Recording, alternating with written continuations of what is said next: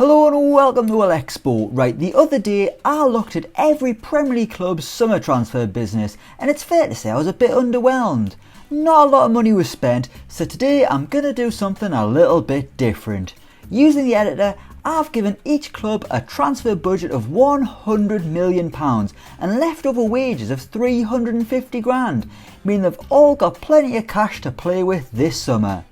But who will sign who? What will each team spend their money on? Perhaps a bike or maybe some sweets? Will Jadon Sancho go to Man United like he has in reality, or will he end up somewhere else? Or perhaps he'll go nowhere at all? There's only one way to find out, so let's do it. This is every Premier League club with £100 million to spend this summer. Let's go.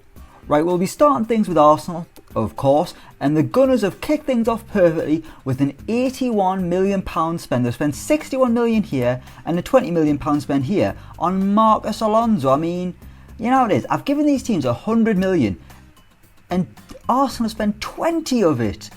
Even if it was only 20 quid, I'd be annoyed. Marcos Alonso, man, I don't know about you, but he does nothing for me. Good at set pieces, and that was literally it. He was alright when Antonio Conte played that wing-back system, but in a back four, he's absolutely shocking.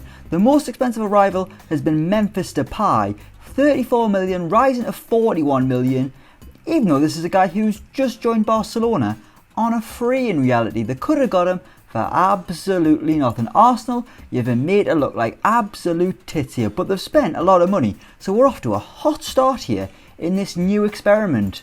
On to Aston Villa, who sadly haven't spent as much money. Even though they've got £100 million to spend, all they've spent is 10 million. And their biggest arrival is Ozan Tufan from Fenerbahce. I want to see he's a centre midfielder. Let's have a little look. Centre midfielder, defensive midfielder, 62 caps for Turkey.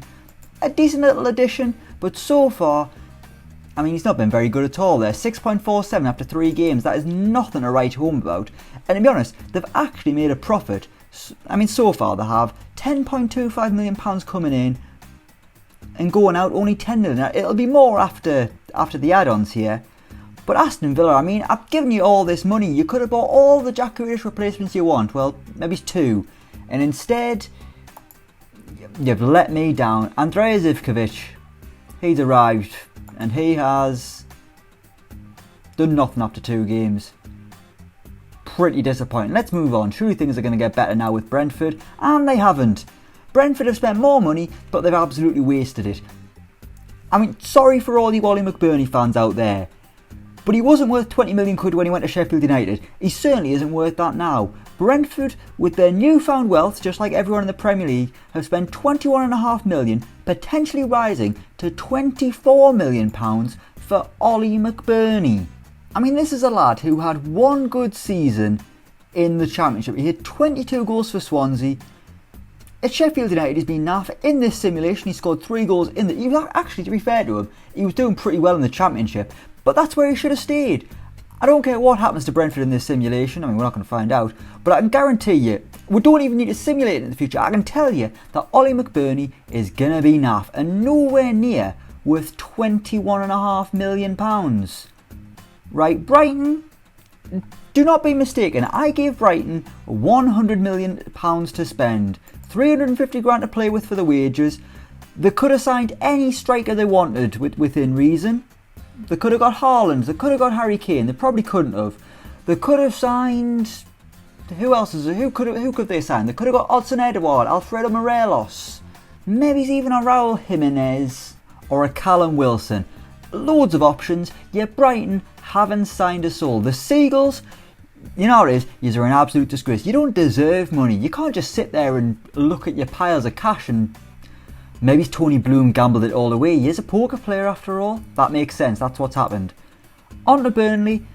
They too haven't spent much money. Why are teams disappointing me?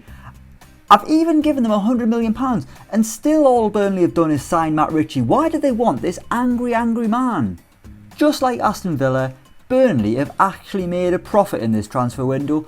£3 million they're up, so they've got £103 million in the bank. Now as in years to come they'll spend that £100 million, but this summer all they've spent is £5 million on Matt Ritchie. Sean Dyche, man, you bet he's probably spent his money on pints in the pub playing lookalikes with his mates. That's what he's done. Come on, Sean, you're better than that. Stop buying the expensive crisps. Next it's Chelsea, and for goodness sake, even Chelsea haven't spent a penny. Chelsea are trying to buy a striker. They're trying to buy Erling Haaland. And why? You give these clubs money, and all they do is try and make more money. They've sold Victor Moses, Caballero, and Marcos Alonso. They've made massive money in this transfer window. Oh, you know what it is? I thought this experiment was going to be brilliant. We're about a quarter of the way through and it's an absolute sham. Crystal Palace, 9 million spent. That's still not very much. Andrea Carboni and Ignatius Ganyag. I mean, I don't know who they are. One of them's been loaned out already. Oh, this is so disappointing, man. Surely things have got to get better. No wonder he is a bottom Crystal Palace. Based on this, everyone is crap. On Everton, man, 850 grand. Claudio Ramos. He's a backup goalkeeper. And that is all they've signed. A backup goalkeeper who's played one game in this simulation and his average rating was 5.6. I mean, what did he do? Have his hand up his arse the whole game? For goodness sake. On to Leeds now, and finally we've got some money being spent. It's not a lot of money, but it's some. It's 14 million quid, with most of it going on Christopher Ayer at 8 million quid. I mean, that's a lot cheaper than he's gone for in reality. In reality, he's gone to Brentford for, I think, about £13.5 million. Good signing for Brentford. But on FM, he's gone to Leeds. He's a good signing there. He's an FM legend, isn't he, Christopher Ayer? I kind of hope he is really good in the Premier League, because he just seems like a good bloke. Good head of hair on him as well. Next it's Leicester, and while they haven't spent a lot of money, they've brought in some damn interesting names. The first being Danny Ings. I love that signing by Leicester. Danny Ings alongside Jamie Vardy. I mean, that's a fantastic duo, isn't it? The two just live and breathe goals. I mean, so far Danny Ings hasn't scored for Leicester, but he's playing well, that's alright. Maybe he's setting them up for someone else to set them up for Jamie Vardy. Good signing at £11.75 million.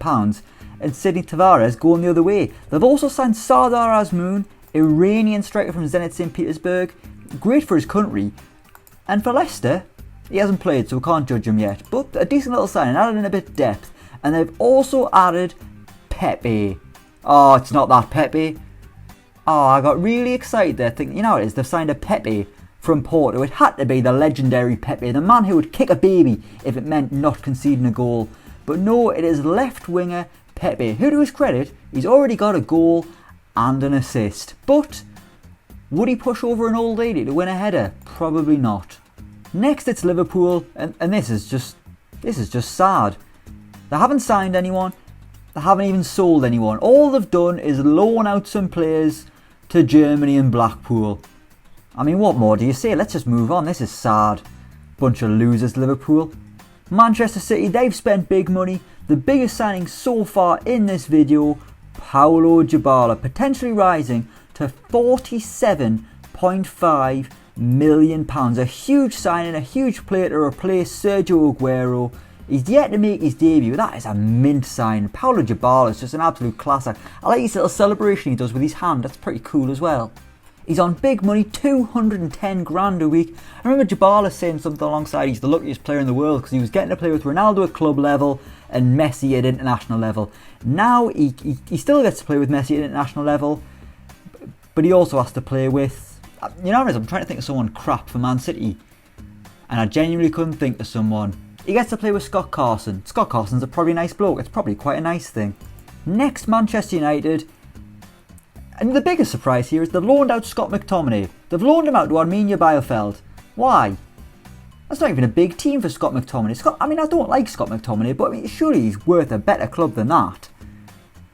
As for incomings, all they've spent is £4.7 million, potentially rising to 6.75 on Fausto Vieira, a 21-year-old midfielder on the loan list already, and that's disappointing. At least they spent big money on Sancho in reality. He's going straight in my fantasy team.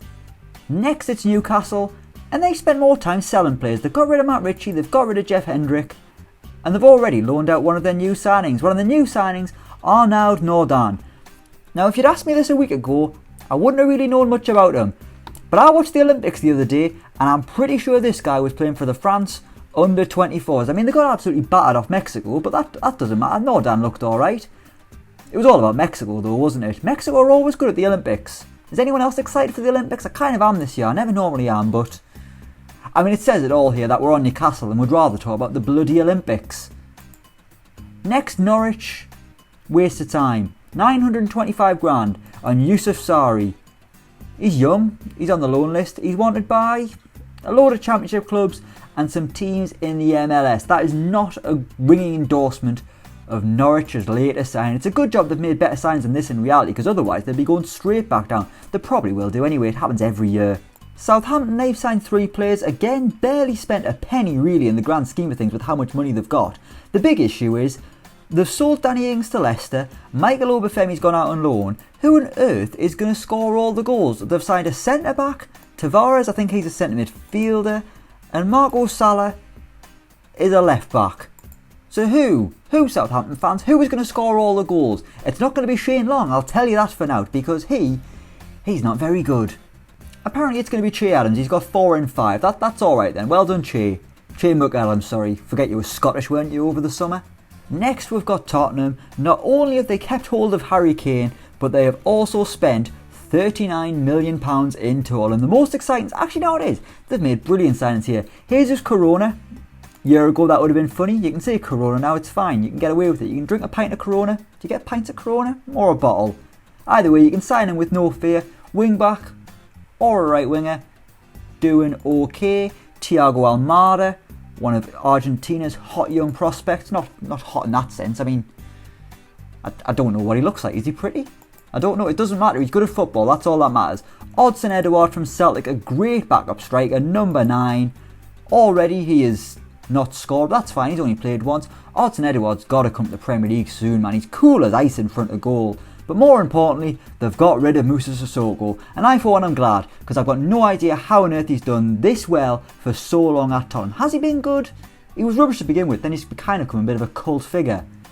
Let's move on. Moving on to Watford, and they have signed Stephen Ade from Genk. Who on earth is Stephen Ade? He's a striker. He's already been loaned out, so that was pointless, a waste of 5 million, wasn't it? I suppose they got 185 grand a week, but it's not quite the apprentice levels of deals. Next it's West Ham, and while Tottenham signed Celtic's main striker, West Ham have signed the one from Rangers, Alfredo Morelos, for £14.5 million. The angry Colombian is in the Premier League and he's already got himself a goal. He's off to a great start, 7.55 after 4 games, and he's only scored once. That is an excellent signing. They've even got Kelechi Iheanacho from Leicester.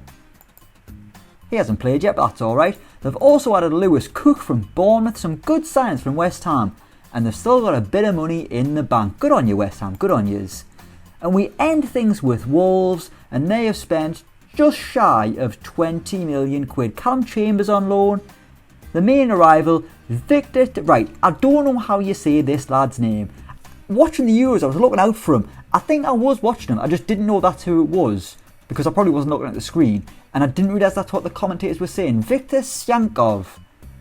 He's good on FIFA, but he isn't Portuguese, so what's he doing at Molineux? One day that joke's going to get old, but not today. We will leave it there, and even with the 100 million quid, this experiment still hasn't gone very well. We will leave it there. Thank you so much for watching. Let me know what you think down in the comments below. As always, don't forget to like, share and subscribe to Elecspo. And until next time, we will see you around.